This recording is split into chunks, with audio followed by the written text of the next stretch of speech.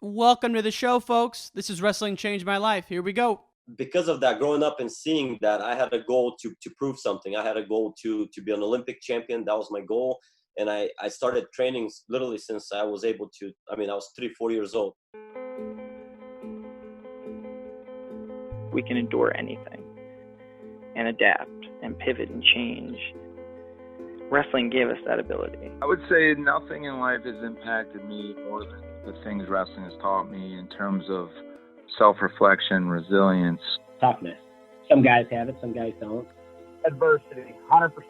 How to pick myself up and be a man after I failed. And everything that has shaped my life and where I'm at today would not be there without the values and basically the lessons I've learned through the sport of wrestling. For me, wrestling saved my life because it allowed me to focus and channel my energy. We're fortunate if you wrestled, because if you wrestled, natural talent helps, but it's 5% of the ingredient. It pales in comparison to heart and technique and effort. It humbled me, taught me humility. Nothing can humble you more than wrestling. I think it's the learning to adapt, right? You learn how to adapt, you learn how to solve problems. If I look back at my time I spent wrestling, if it gave me one thing more than anything else, it's mental toughness. Yes, indeed, ladies and gentlemen. We've done it. We're back. Wrestling Changed My Life podcast is here. This is your host, Ryan Warner.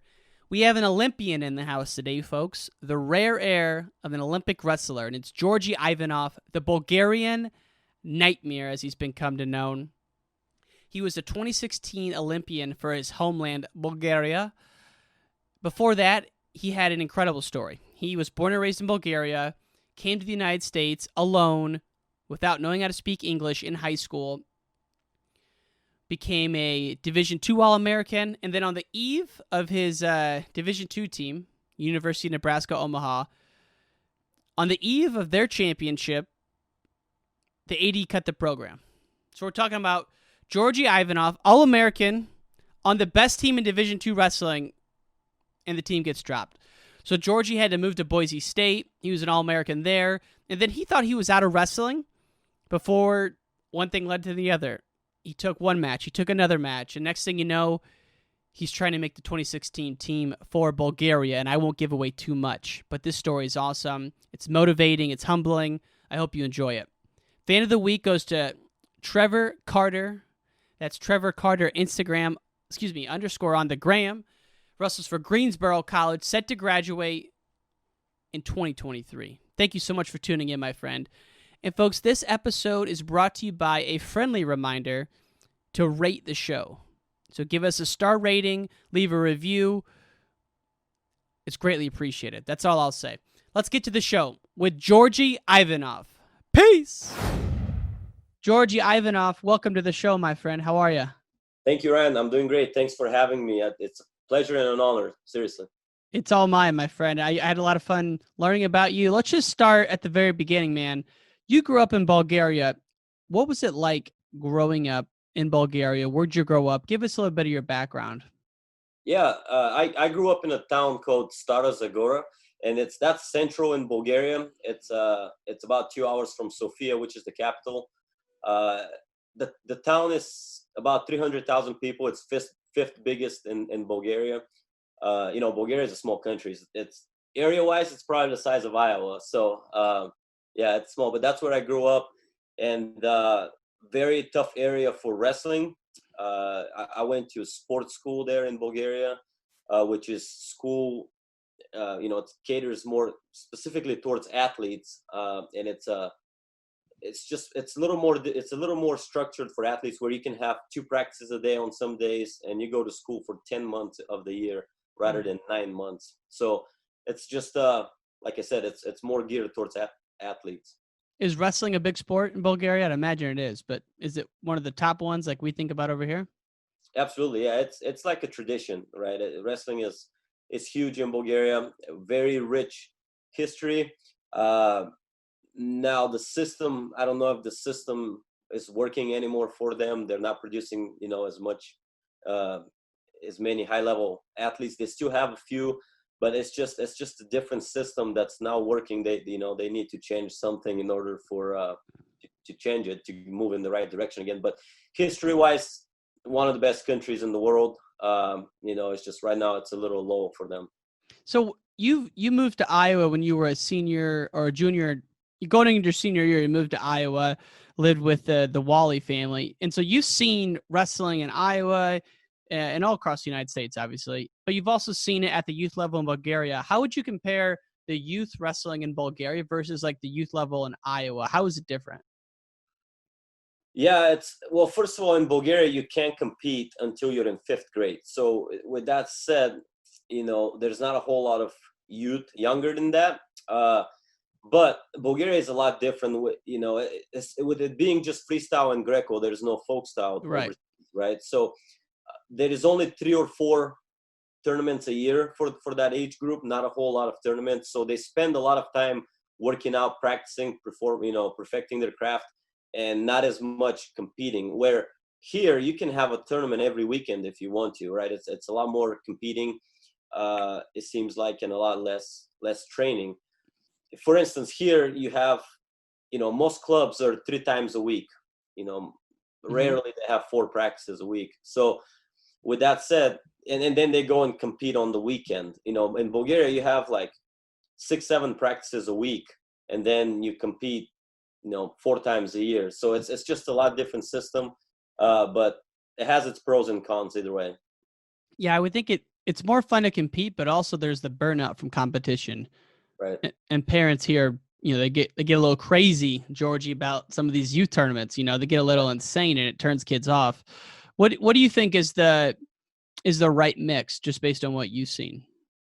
Well, obviously the U.S. system is doing something right. One of the best countries in the world right now, if not the best, right? Especially for freestyle on the senior level. With that said, there is something that is happening in the U.S. that is working. No denial there. However, speaking about burnouts, yes, you're right. Getting 100 matches a year, in my opinion, is not the right way to go about, especially when you are, 5, 6, 7 years old. It's just too many matches, in my opinion. But, now I look back on the system in Bulgaria, and they're having 6, 7 practices a week with no competition. That gets really boring as well, and people do quit the sport because of that sometimes. So it's like I said, it's pros and cons. I think there's a happy medium, and I think the wiser parents and coaches are doing that. They're not letting their kids wrestle every weekend. They can pick where you go and compete and how your practices are, and hopefully there is a system within the club that it's productive. But yeah, I think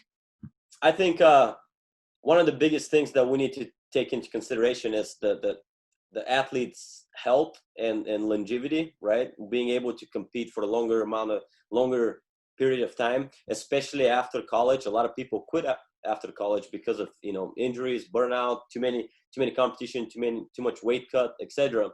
You don't see very many athletes wrestle 10 years after college. Right. But now, how about the practice itself? When you were a 12-year-old wrestler in Bulgaria, is the practice itself similar to the U.S., or is it completely different in terms of wrestling live, technique, that whole thing?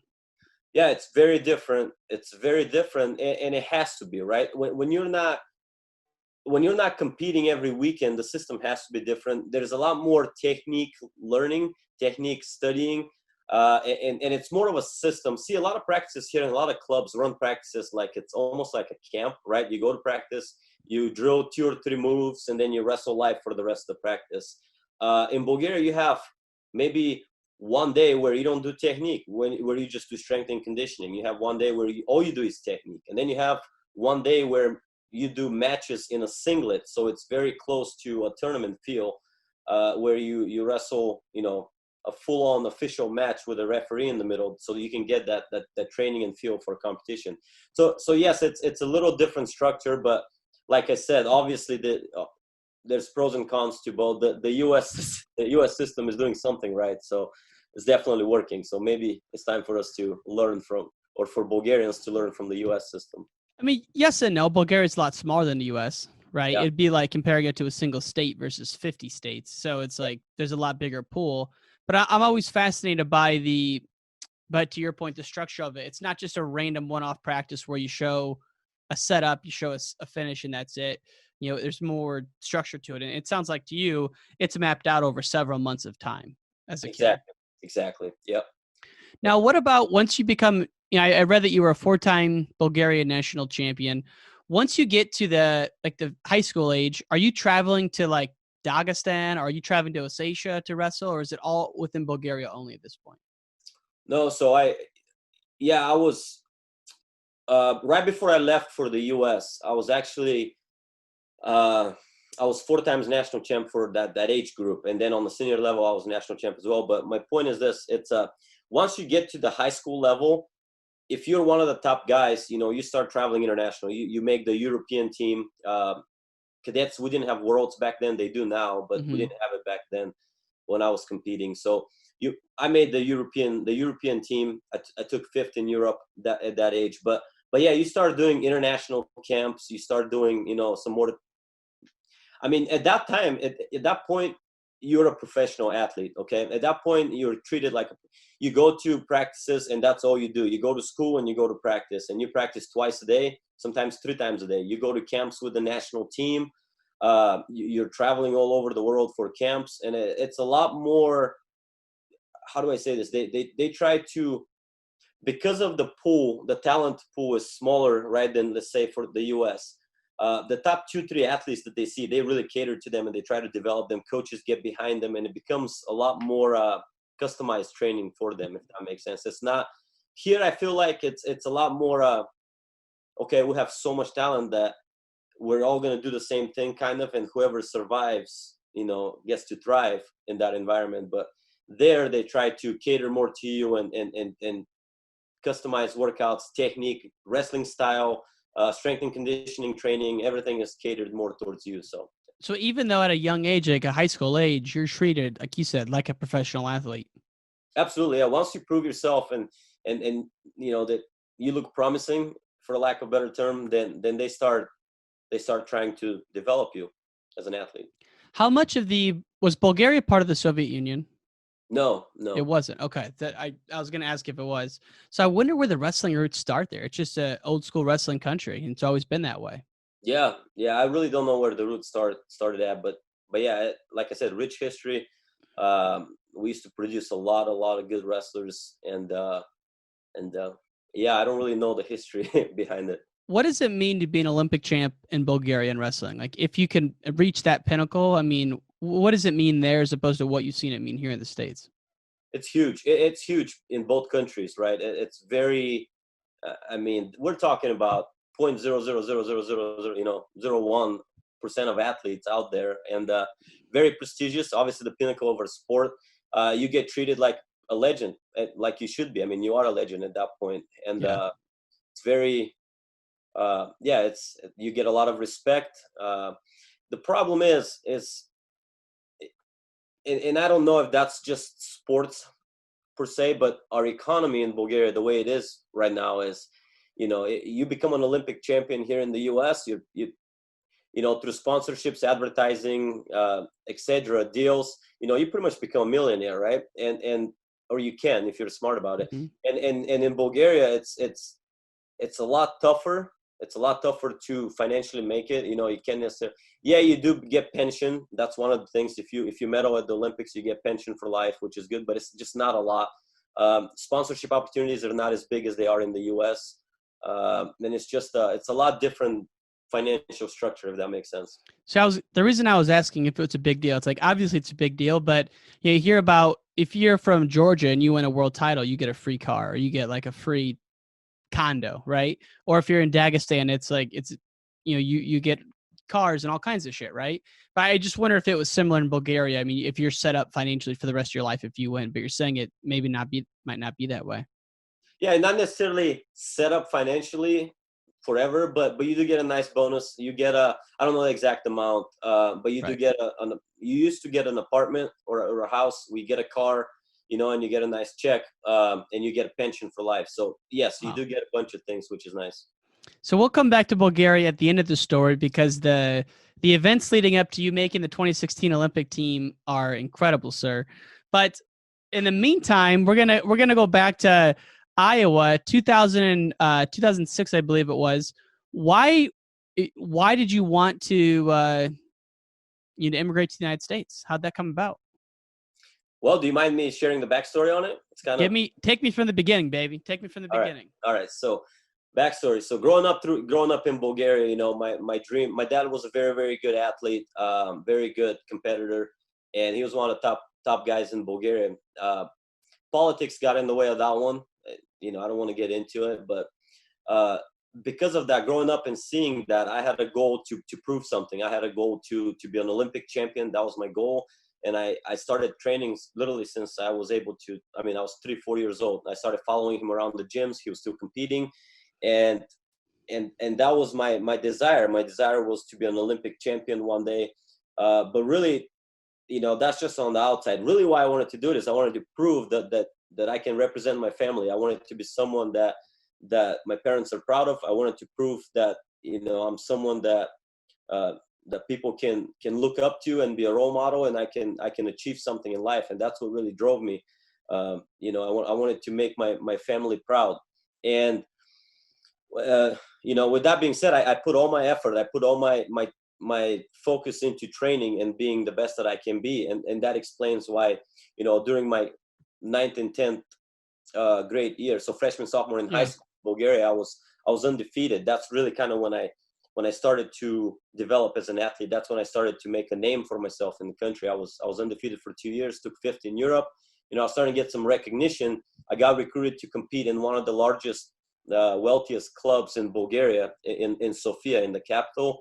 And I mean, really, I was treated like a king, right? I lived in a 4-star hotel, room service, saunas, you know, recovery center, anything, you name it. All I had to do is go to practice and go to school, and everything else was taken care of. Did your parents come with you or no? No, it was just me.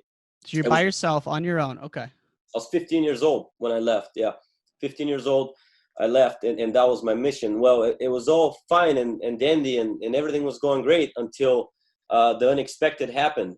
I was training right before. Okay, so it was. I had just won a winter national title in my sophomore year of high school, because we have winter nationals and summer nationals. I just won nationals. I mean, just wrecked everyone, right? And we go back to training, and I don't know why my coach did that. It's not right in my opinion, but that's what we did. We went in, we started maxing out. We're lifting weights, and we're maxing out on cleans, on squats, on everything. And then after that, he made us go and put our wrestling shoes on and go and wrestle again. And I'm not going to blame him, right? Everything, you don't know what's going to happen, but it happened. I got really stiff. I went in and started wrestling live. I wasn't loose, and I got injured really bad. I went for an arm spin, and the guy was tall, lanky guy I was wrestling with, and he pulled me weirdly, stopped my move, and my back I felt it crack literally throughout my whole spine, and I collapsed and I couldn't move. I had no idea what happened. And long story short, we started going to a bunch of doctors, and what's weird is all of them just kind of scared us. They're like, okay, well, you may never walk again. You know, I wasn't able to walk, and they said your growth may be stunted because of this. You know, it was very serious spinal injury. So were you in a wheelchair? No, I wasn't. They carried me they had to carry me. I was leaning on my dad and my coach, and they were carrying me to hospitals and professors and all kinds of, the best hospitals. And all they said was that, you know, I'd be lucky to compete again. You know, I'm probably done. And that was just a huge wake up call for me. And what happened after that was the awakening for me is my coach at that time, he just pulled me in the office and here I am 15 years old, right? And he let me go. He just kicked me off the team. He said, we don't really want to be liable, and we don't know if you can wrestle again, and we're just going to have to let you go. And, you know, that was just, Jesus. Yeah, that was unbelievable for me. And that's when that was the awakening for me. That was the aha moment that, okay, maybe wrestling is not going to last forever. I may need to have a plan B. And that's when, and I get goosebumps talking about this, but that's when I made it a mission to, okay, I'm gonna I'm going to go to the US one day. I'm going to get an education from the US because it means something worldwide. And I'm going to be set up, whether I make it in wrestling or not. I'm going to make sure that I'm set up, I'm going to get educated. I'm going to go to school. I'm going to learn English because English is a world language, right? And I'm going to make sure that I'm set up for my future outside of wrestling. But long story short, I was off the mat for 4 months. We went to some chiropractor slash acupuncture Chinese medicine guy.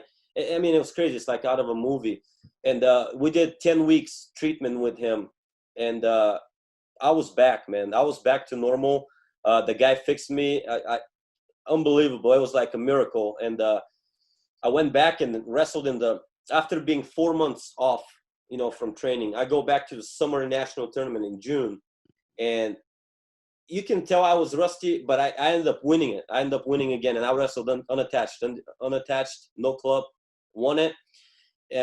But it wasn't the same. I didn't feel the same. I went to Europeans again. I didn't do as well. I lost my first match. It just wasn't the same. And tell me you wrestled someone from your old club at the Summer Nationals and you beat the shit out of him. Tell me that happened. No, it did not happen. But damn it.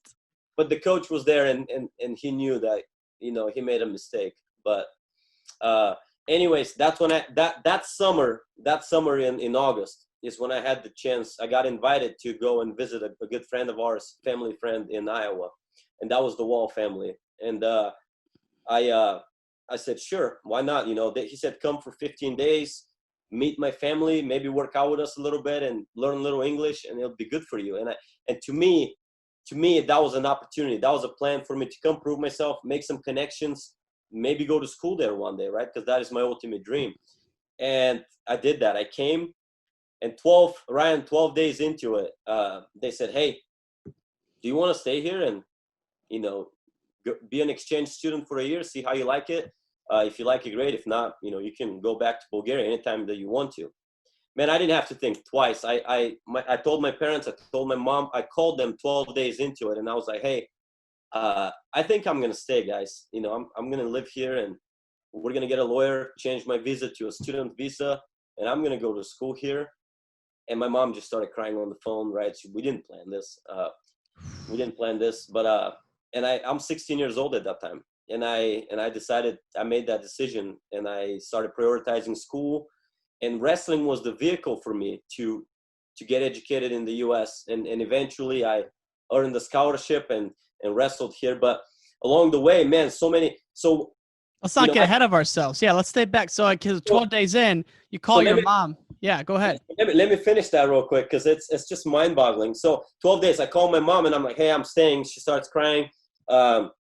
And she has no idea where I'm at. She has no idea what it looks like, who's taking care of me, right? And my dad knew the person in the family, but my mom didn't. And she was just stressing. But here's what happened. I made the decision to stay, right? And we got a lawyer. And then Trevor Carrot is actually the person's name that hired a lawyer and stepped behind me. And I actually lived with him after the Wall family. Him and Carol Carrot, they're married now. But anyways, man, we filed. I sent my documents to renew my visa and get a student visa from a visitor visa. And we're waiting. We're playing the waiting game, right? And we hear back from the immigration's office, and all we see is a document comes and a rejection stamp on it. They rejected my paperwork. And at that time, we're just mind blown. Trevor was like, what are we missing here, right? We're showing financial statements. We're showing where you're going to live, where you're going to stay, everything, sponsors, you have everything. What are we missing here? He's like, is there something that we don't know? Why did they reject you? And I'm like, I have no idea. I barely speak English at that time. And anyways, I got as far as us reaching out to the senator in Iowa, and just saying, hey, all we want to know is why did he get rejected? What is there? Are we missing something? And through the grapevine, they got back to us, and all they said is that, hey, they said, the immigration's office said that they lost his documents, and that's why we rejected him.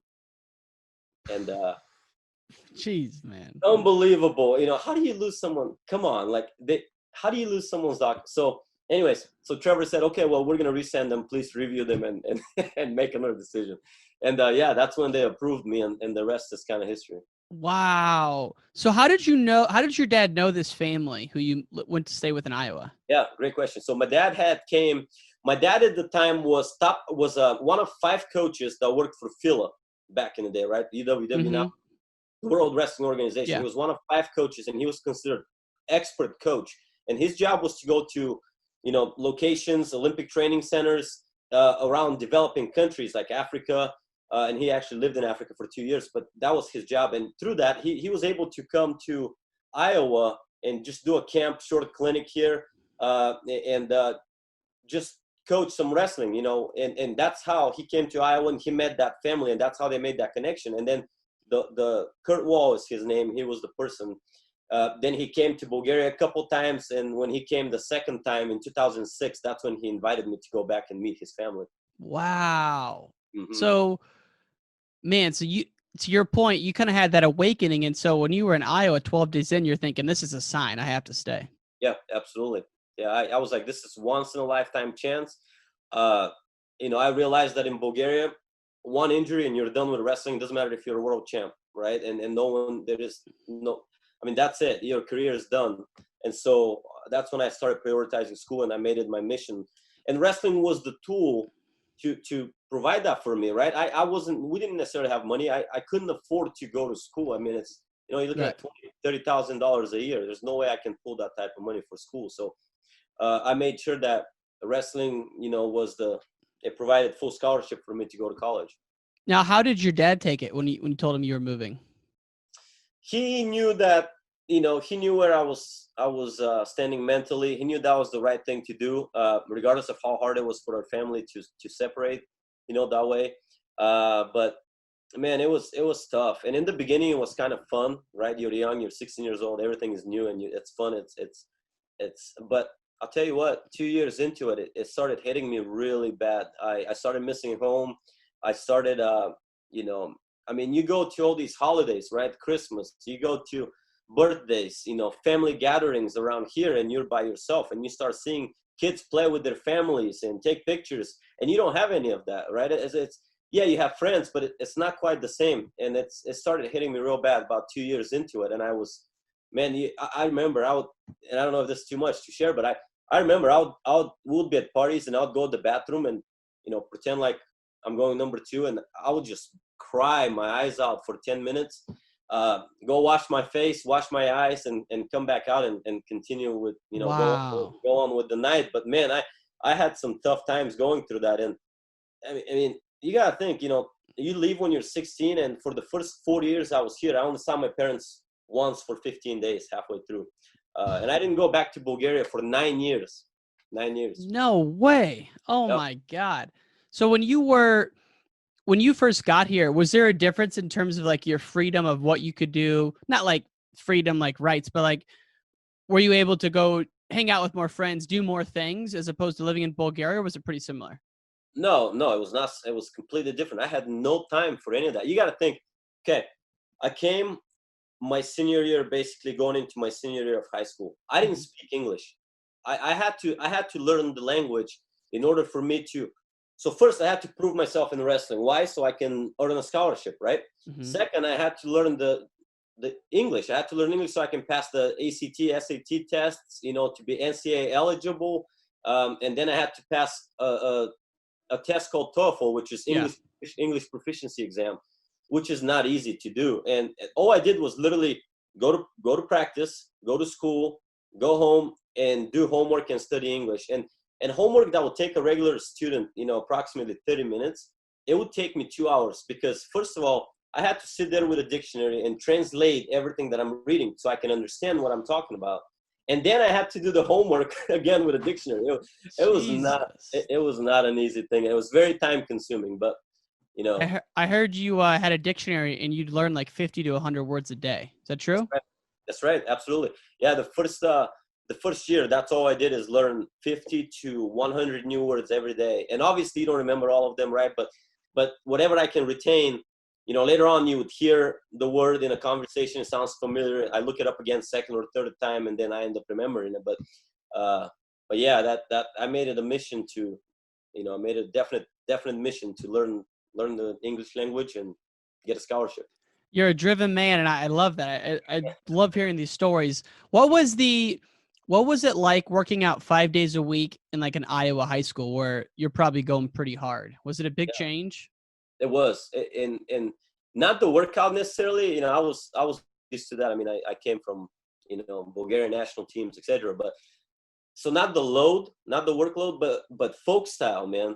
Folk style. I've never wrestled folk style, and all of a sudden here I am on bottom, supposed to get out, or on top riding people, and I'm used to locking my hands and doing gut wrenches, So that was a big change for me. I really what I ended up doing in high school is just wrestling on my feet and cutting people and just takedowns, and that's kind of what I did. How many locked hands calls, dog? I didn't keep track of it, but I would say we probably averaged one every 5 matches or so. And what about the crowds that would come to watch? Was it about the same as that you had in Bulgaria? Were the Iowa fans showing up, like bigger fan showings, I guess, so to speak, at like a high school duel? Well, it's different. Like I said, in Bulgaria, you have four or five tournaments a year, and they're all either national events or international events. So, you get a big audience. But here, what's different is even small, like regional district tournaments, you get everyone, people that don't even necessarily follow wrestling that much. But Iowa, man, wrestling is like a religion, right? People show up to even small tournaments and they support it, they cheer. I mean, you can go in the stands and go to a random, grandma in the stands, and she would know who's wrestling and what the score is. And, they're just, fans are crazy here in Iowa. And it was a very cool feeling to compete in front of that type of crowd, for sure. And you mentioned that, competing in that type of crowd, your senior year, you only had one loss. I'm guessing it was to Ballwig? Yeah. Man, that's a sore subject. I haven't watched that match still. And I had that match won. Here's what happened. I'm not great competitor. Ballwig, I mean, he was 3-time state champ, 4 times finalist. Nothing to take away from him. But what I'm saying is, that weekend, that week before state, I was in the hospital, puking, fever, and we go to state tournament, and I'm still, I was good enough, where I can still win matches, and I was doing well. But man, that match in the quarterfinals, I remember I was winning 5-2, Ryan, and I was on top with 30 seconds left. And all I remember is getting super tired. Like almost, I blacked out, literally. I don't remember what happened. All I know is a scramble happened.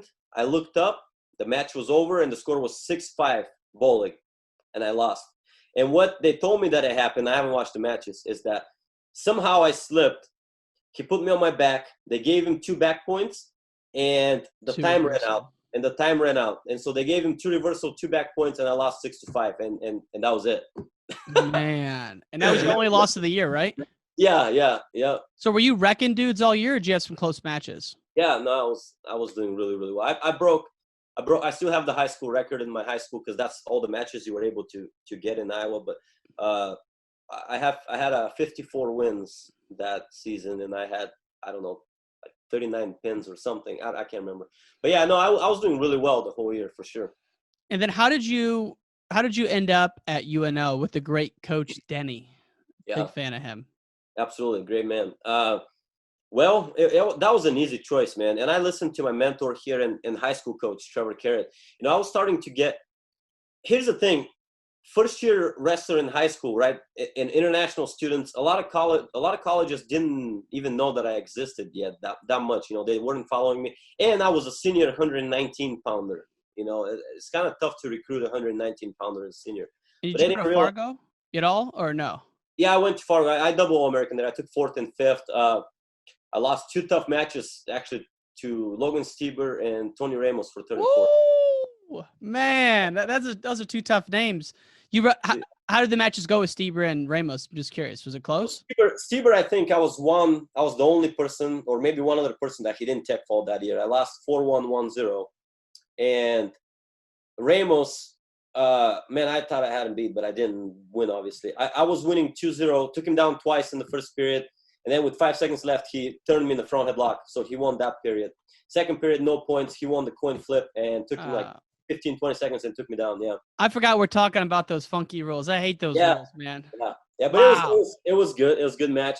But no, so obviously both of them tough dudes, right? But no, that's when I started getting some attention from colleges. But as soon as Coach Denny, you know, I went and worked out a little bit there, and I got to meet him. I went on campus, loved it, and then, you know, Trevor Carrot said that, hey, this is a great program, great coach. You know, it doesn't matter that they're Division II.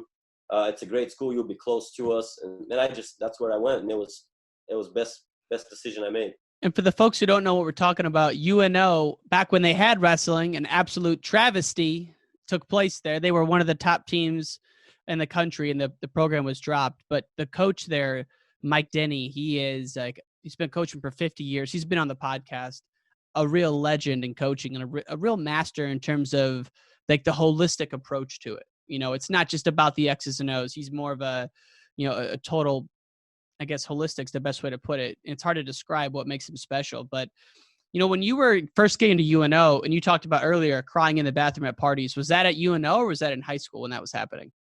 That was in high school. Okay.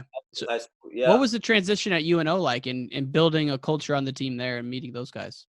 Man, it was a blessing, right? They welcomed me right away. I made lifelong friends. You know, it was like a family. Coaches were awesome.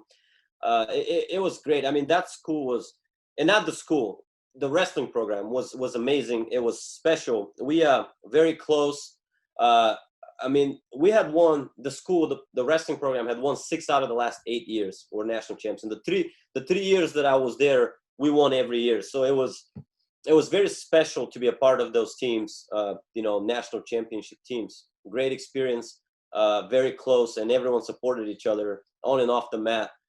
So that made it a lot easier for me to, you know, bond with those guys and create a friendship. And it was, man, Did you have that kind of brotherhood on any of your teams in Bulgaria when you were training back then? Gosh, no, we it's different, man. You got to think. Here you have dual teams and you're competing for team championships. That bonds you well.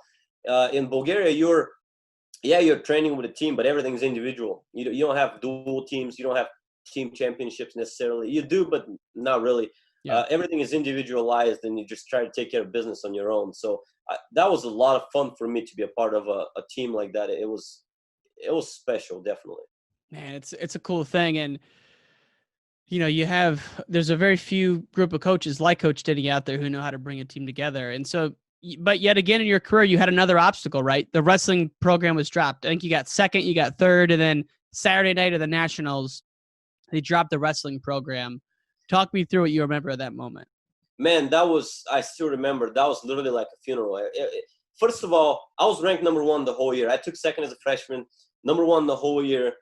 And, I lose my first match to a guy that goes 1 and 2 in the tournament. Okay, just my God, upset of the tournament, right? And I come back, win 5 matches, take third. By the way, if I didn't win 5 matches and score bonus points on the backside, we wouldn't have won as a team. So maybe it was meant to happen that way. But anyway,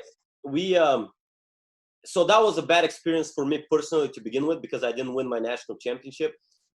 But then an hour later, we're celebrating, right? Everyone's having a good time, and Coach Denny, I still remember, he calls everyone into a meeting, and we're thinking, man, someone probably got in trouble. Who knows what happened, right? And we go back into the hotel room, and Coach looks like he saw a ghost, right? And I seriously thought someone died. He says, well, we just got a call from the AD, and he didn't congratulate us. He just said that, you know, we're ceasing the wrestling program. And we're like, okay, it didn't process, right? We still thought, okay, maybe there's a chance to bring it back. I mean, you're not going to cut a 3-time national championship program. But anyways, next morning, man, we get back to campus on Sunday, and it was real. We get off the bus with the national championship trophy. The campus was locked down. They wouldn't even let us on campus. They wouldn't even let us in the locker rooms. The locker rooms were locked down. The wrestling room was locked, and the keys were changed. We couldn't get in our own wrestling room. Like, we were just kicked out to the curb, like, done. Like, I mean, We couldn't even go get our personal properties from the locker room. What the heck is wrong with that guy, the AD, the new athletic director? And I don't. Here's the thing: everyone's blaming him.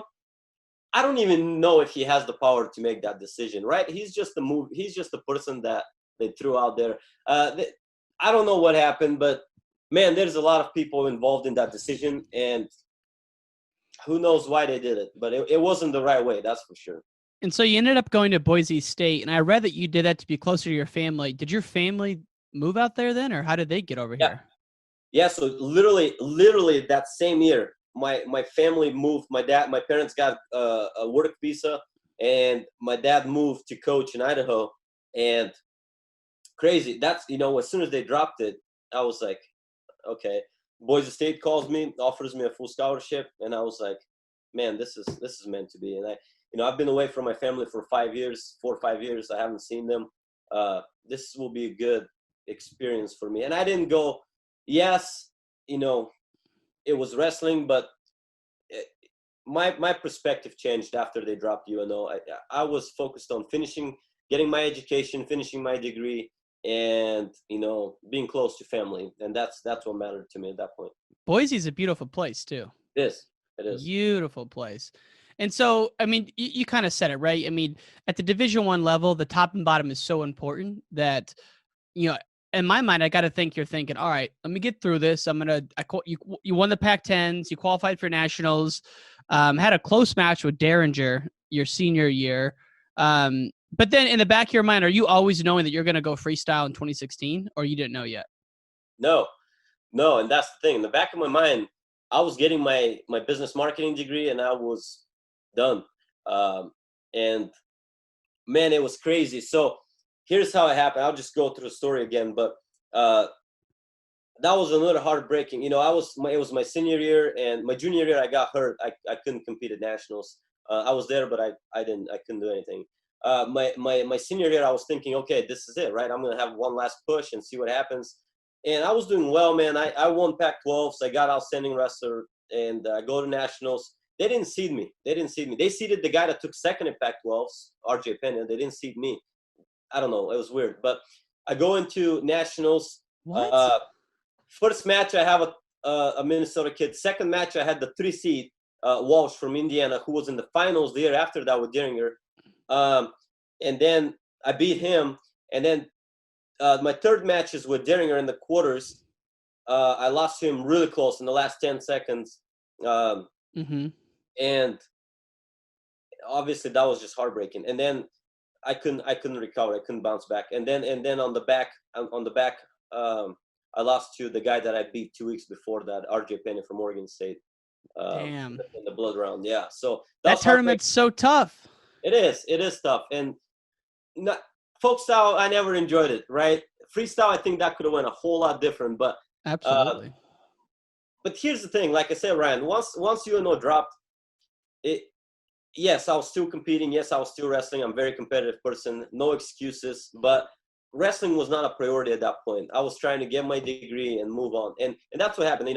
I got done with that tournament. It was heartbreaking. And I was so over it, man, with wrestling at that point. I was like, man, this is just obstacle after obstacle, upset after upset, right? And I was done. But here's what I didn't take into consideration. I got an internship with Northwestern Mutual to sell life insurance, health insurance. Life insurance. And I was doing great, man. I killed that internship. I was an intern of the region there. I did really well. And then they wanted to hire me full time.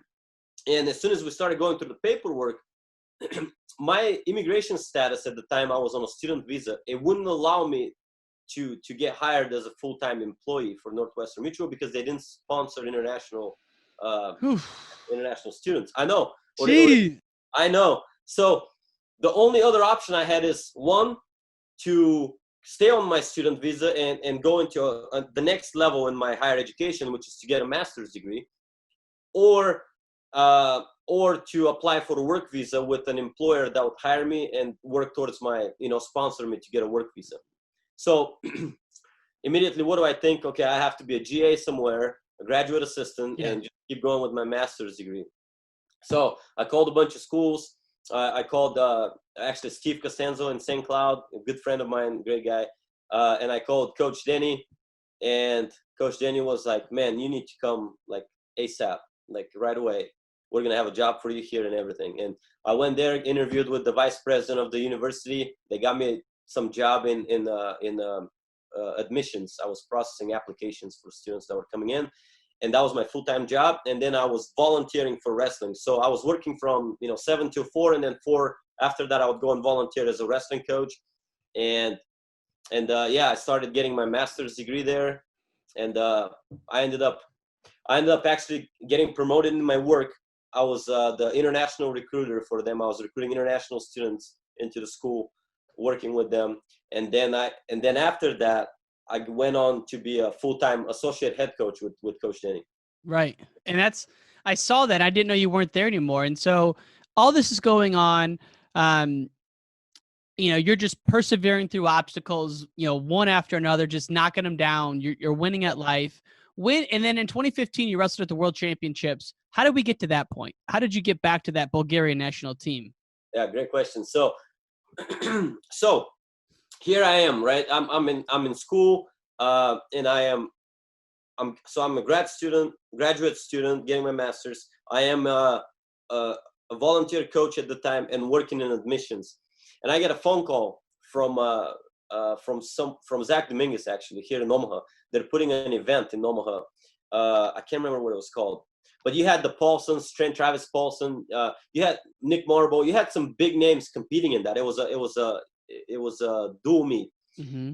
And they invited me, and I was wrestling a kid from Russia, actually, that had been here. And I was thinking, man, this is awesome. As soon as they told me it's a freestyle match, I was thinking, man, I haven't wrestled freestyle in like 4 or 5 years. This will be fun. And I literally just went there and just did it for fun. The guys on the team challenged me. They're like, hey, you should go wrestle freestyle. It'll be fun. And so I even wrestled Maryville singlet to promote the university. It was a lot of fun. But so what happened is, that was in November, I believe, if I can remember right. And I went and I wrestled freestyle, and I felt amazing. I felt unbelievable. I won the match, did really, really well. And it just felt so natural wrestling freestyle again. And so I went back to campus, and the guys are like, Coach, maybe you should go and enter the Dave Schultz International Tournament in January. I'm like, okay, guys, this is a big step here. I have to train a little bit. I have to cut weight. I have to get in a routine again. But took on the challenge. I figured, hey, why not? I'm just going to go wrestle. One last time, it'll be fun. Well, I go and I cut down to 70 kilos, and I go and wrestle at the Dave Schultz International Tournament. And I ended up winning the tournament. I won the Dave Let's Schultz. go! Yeah, I ended up beating, actually, Bekzot. His name is Bekzot, I think, Abdurakhmanov from Uzbekistan. In the finals, he took third at Worlds. He fifth in the Olympics. He beat Burroughs in the Olympics. Very tough opponent. And I beat him in the finals. And next thing you know is, I'm getting a phone call from Bulgaria saying, hey, maybe you should come back and wrestle at the national. Yeah. And so the rest is history. I went to Bulgaria, just destroyed everyone. Literally, I had a really, really good tournament. Felt amazing. I won a national title, made the world team, and the rest is history. But we're not quite there. We got one more little story here before we let you go. So you go to the World Championships, and then the following year is 2016, right? Yeah. And I was looking at it, and I'm thinking, all right, well, maybe he didn't even have to work out to make the Bulgarian team. Maybe he was just the guy, but he had to qualify the weight in Mongolia. And so you go to the winter. Was it the Winter Nationals the first time where you did not win that, right? Did not win that. So right. Poor planning on my side. My wife and I took a delayed honeymoon trip to the Dominican Republic, literally the week of me having to go to Bulgaria and wrestle at the tournament. So, I did not, I did not prioritize training, man. Ooh. And anyways, long story short is I go there and I lost to a good guy, guy's third at Junior Worlds. At that time, he took fifth at Worlds. The year before that, actually, at the weight class below me. I mean, he's a tough competitor, and I lost to him by 2 points, I think, or something. And that was a wake-up. How did they get – go ahead. That was a wake-up call for me. But But before that happened, I'm skipping here a little bit. Before that happened, before the January national tournament happened, the whole national team received an email in December saying, hey guys, we're going into an Olympic year. Here's what must happen in order for you to represent the country first, and second, to qualify for the Olympics, right? Two different things. And they said, okay, every guy in the weight class, like the top 3 guys, right?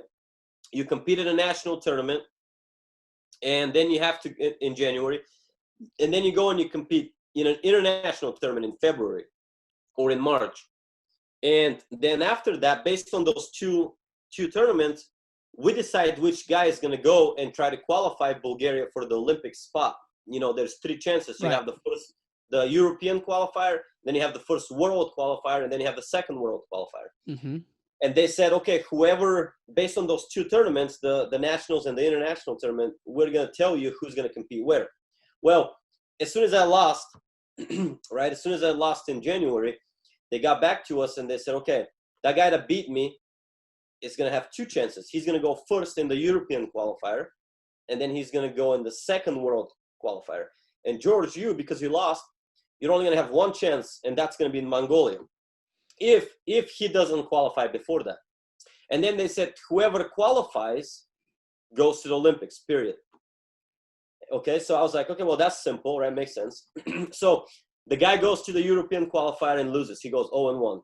And I'm thinking, man, this is literally, in my mind, Ryan, I'm thinking, I have 1 tournament left in my life. Like I have the Mongolia World Tournament, and I'm done if I don't qualify. So I figured, hey, I'm going to relax, have fun, go out there and perform. I did a really, really good training before that tournament. I felt amazing. I did a camp out in Idaho with my dad.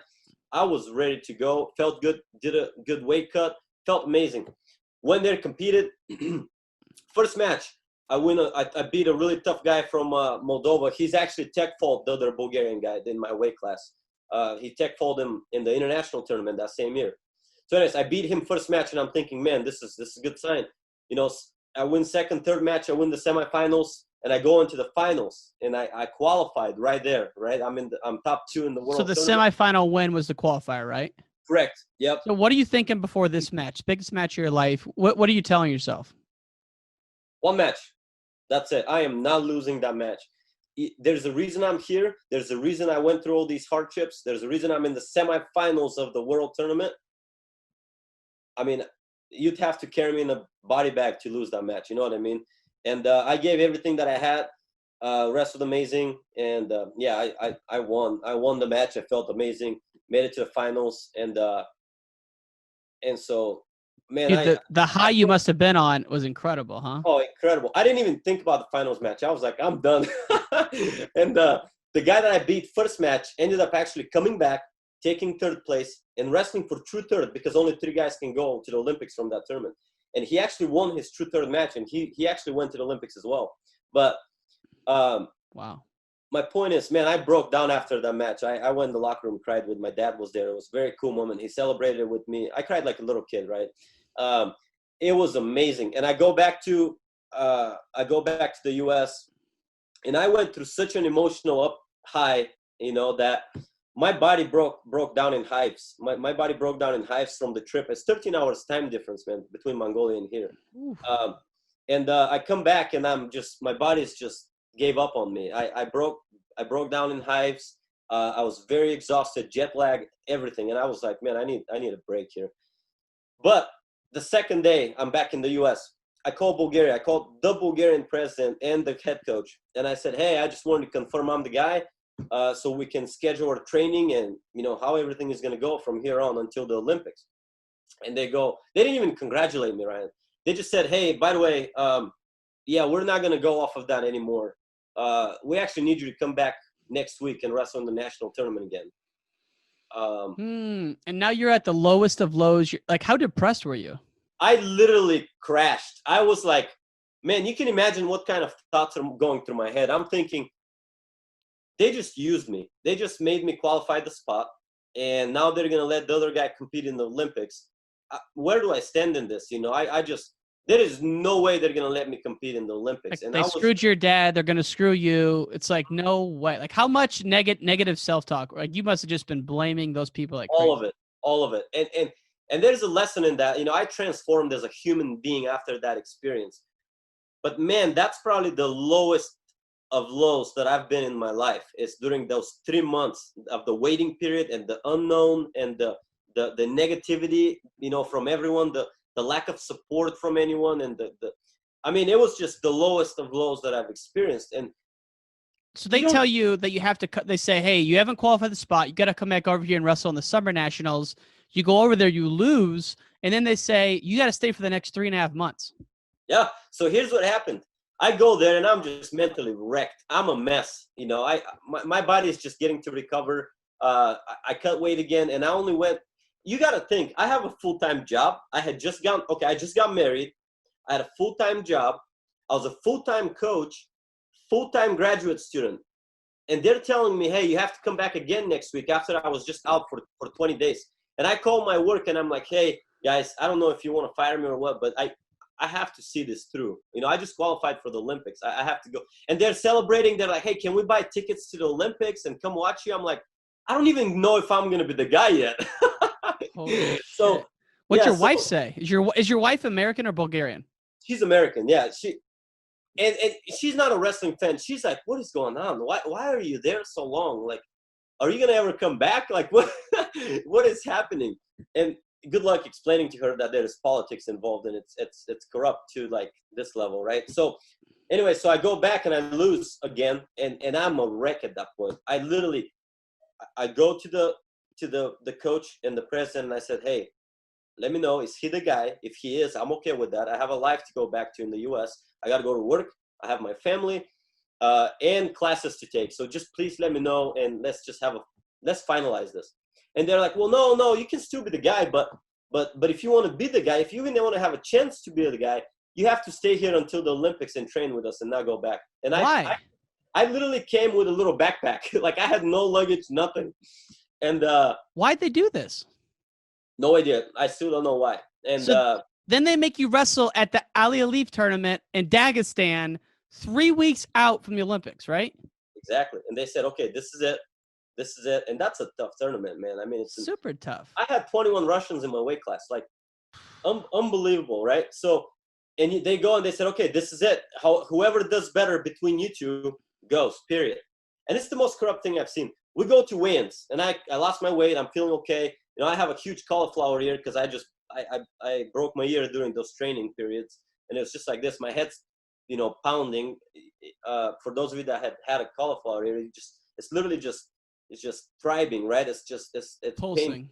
Yeah. Pulsing, yeah. Anyways, we're at weigh-ins, and we have the head official of the tournament come to the weigh-in tournament, and it pauses everything. There's 10 scales, 10 weight classes. He pauses everything, and he comes to my weight class, and he says, Bulgaria, and he points at like me and the other guy from Bulgaria, and he goes, you two come to the front. And I'm like, what is going on here? And he goes, okay, just you two. And they had these pools at weigh-ins where you flip a coin, and that's your number that's how they draw the bracket. It's a random bracket. You flip a coin or you pull a number, and it's like 1 through 24 or whatever. Yeah. And that's where you're at in the bracket. Well, what he did is he flipped all the coins, and he found one on the bottom of the bracket and one at the top of the bracket. And he only pulled those two numbers to the front. And that's everybody's watching there, right? Everybody's waiting. Fuck kind of scandals going on? No, listen. And he pulls out two numbers, the top of the bracket and the bottom of the bracket. And he literally says, okay, just these two. And you two, the Bulgarians, he goes, okay, one of you step on the scale. And I'm like, I had no idea what's going on. And 1 second went through my mind, and I'm thinking, I'm going first. I want to have at least 50-50 shot of drawing myself into somewhere in the bracket. Step on the scale, pull out a number. He steps on scale, pull out the other number, and we're separated. What they did is the Bulgarian Wrestling Federation told them, hey, these two guys need to not wrestle each other. They need to be separated so we can see which one does better internationally.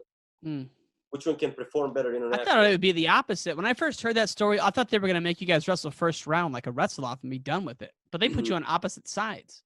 Yeah, because they didn't care how we do against each other. They want to know which one performs better against foreigners, if that makes sense. It does make sense, but still.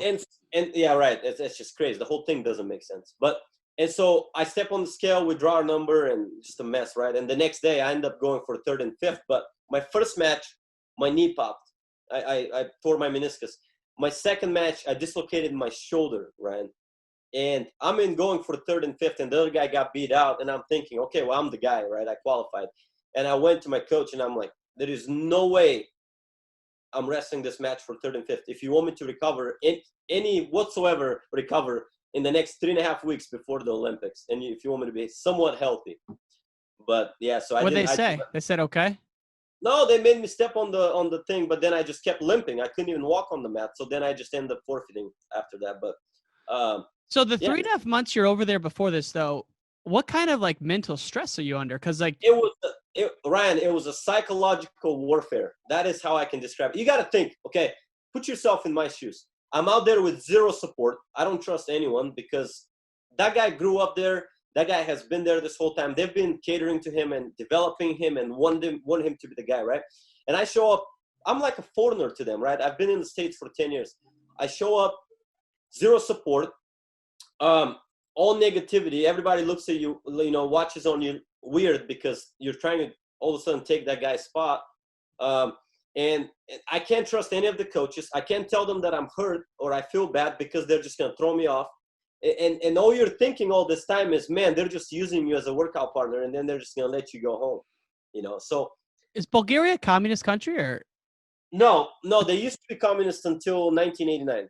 Man, so like they're just a corrupt place, I guess. Then I don't know, man. That's crazy and it's not even in the best interest of Bulgaria to put you guys through that. Yeah, I know. So and don't get me wrong. There is a lot of good people there. Of course. But there is a lot of corruption as well. And things are just not done right. Hence why I think the level of the sport is not where it needs to be, where it can be. There's so much talent in Bulgaria. And it's just not there, man. It's just so corrupt. And you got to think, yeah, I don't even know. I don't even want to go there, but it's just a mess. So we're going to widen this down, but tell me about the moment when they finally said to you, you're on the Olympic team. Was it the same level of joy or were you angry at this point? Oh gosh, no, I didn't even believe it, to be honest with you. When they said, okay, and they said it like it was a bad thing. They waited 2 hours after the tournament. And then the coach pulled me to the side and he comes to me and he says, hey, we just, we talked to everyone in Bulgaria and the president and the governing body and we decided that you're going to be the guy. And I'm like, am I supposed to be sad about this? Like, why are you telling me this like this? You know what I mean? Like, I was like, okay, thank you. I didn't believe it. I did not believe it until, Ryan, I didn't believe that I was going to be the guy until I weighed in at the Olympics. And how are you going to have an athlete compete with a free spirit and give you the best out of himself with that type of mentality? And did you even get to go back to the States in between then and the Olympics, or did you stay over there the whole time? No, we went straight to a camp in Poland. I didn't go back. So I called my wife. I called the work at the university and I said, hey, I'm not coming back for 3 months. I expected them to fire me. My wife is like, why are you there for 3 months? What the heck? What is going on? And I had to tell everyone that I'm just not coming back. I'm just not coming back for 3.5 months. Crazy that your work was more supportive than Bulgaria was about it, though. Like they were like trying to buy tickets and shit. 1,000 times more supportive, yeah. Crazy. Well, man, we could talk all day. I'll have to have you back on. I just wanted to sign off with, you are an absolute wrestling entrepreneur, man, and you're doing amazing things here.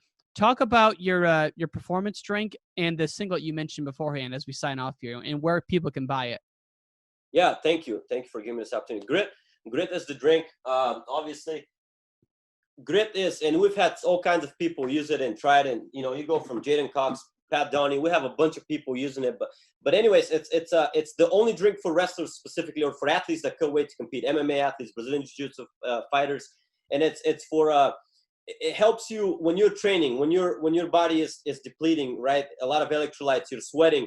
This is the perfect drink to get you through that, to get you to feel fresh, to get you to cut weight, and the fastest way to recover after weigh-ins. And that's what that drink does. It's been amazing. It's actually the new formula is coming out soon. That's news. No one knows that yet. A new formula is coming out, and it's Informed Sport certified, which means Olympic athletes, NCAA athletes, anyone can drink it, kids. And it's a great drink. And they can get that at TTP. That stands for Top Tier Performance. TTPnutrition.com. And the singlet, to go back to the singlet, it's a weighing singlet. We have the only weighing singlet that I know of, that I'm aware of in the world. It's the lightest singlet. It's called the feather singlet. And with the new rule changes, it's amazing because everyone in high school now has to weigh in with a singlet. Well, would you want to weigh in with a singlet that weighs half a pound or a singlet that weighs 1/10 of a pound, right? My singlet weighs 1/10 of a pound. It's amazing. A lot of people have utilized it. It's literally, it's so light, and it's amazing for weigh-ins. And it's at thebestwrestler.com. That's where you can find it, thebestwrestler.com. What a genius idea, man. The post weigh-in drink, I've always thought, so that's a marketing, that's a gold mine, because there's so many athletes that do that, in combat sports, and the weigh-in singlet, man. I wish we had that when I was around, because we used to pass around the same disgusting singlet amongst like 20 dudes on the team. Exactly. Man. And I remember you had to cut the singlet and everything. And now you can't do that. Right. That singlet, the feather singlet, it's actually UWW approved. It has all the regulations and markings and everything on it. It's competition ready singlet. And that's what it says in the regulations. Competition ready singlet. You could wrestle in it if you want to. Wow. But it's the lightest singlet in the world. I love it, man. Georgi, you're the man. This has been an outstanding conversation. I really appreciate you coming on and sharing your story, my friend. Ryan, you're amazing. Thank you for having me. It truly has been a pleasure and honor. You're doing amazing, by the way. I commend you for everything that you're doing, man. It's amazing for the sport, so thank you. I appreciate it, my friend. Thank you. I look forward to meeting in person soon. And all great things must come to an end. If you want to hear more from the podcast, text WRESTLE to 555-888. That's WRESTLE to 555-888. You can also find us on Instagram, Wrestling Changed My Life, Twitter, Ryan_N_Warner, as well as our website, WrestlingChangedMyLife.com. Take care, y'all. Come. Take care, y'all. Come. Take care, y'all. Come. Take care, y'all. Come. Take care, y'all. Come. Take care, y'all. Come. Take care, y'all.